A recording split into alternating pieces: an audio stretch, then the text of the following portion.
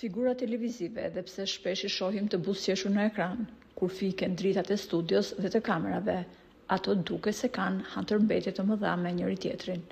Edhe pse drejtojnë emisione të ndryshme dhe secili ka audiencën e vet besnike, Robert Berisha nuk flet me ish mikun e tij, Besim Dina, edhe pse më herët ato kanë punuar së bashku.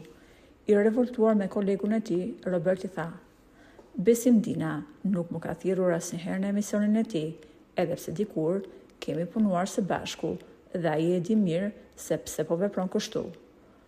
Po unë ja kam kthyer reston, as unë nuk e kam ftuar atë në emisionin tim dhe as që kam dërmon ta therras. Tani, një pyetje do t'i bëj Besimit, që ta marrin vesh të gjithë.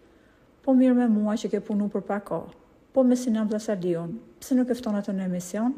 Mëtej, Roberti ka treguar një të vërtetë që pak veta e din. Ju mendoni se emisioni Oksigjen është i Besim Dinës?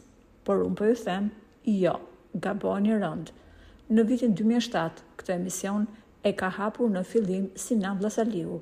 Ai ka gjetur të gjitha studiot, sponsorët, kameramanët dhe atëherë unë punoja te orkestra. Besimi ka qenë thjesht një gazetar të emisioni i Sinan Vllazaliut.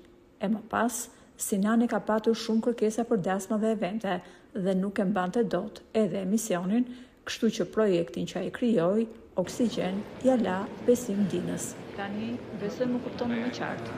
Sinani i la projektin e vet Besimit dhe ai tashmë po moderon këtë projekt të këngëtarit dhe njëherë nuk e ka ftuar Sinanin tek emisioni i tij.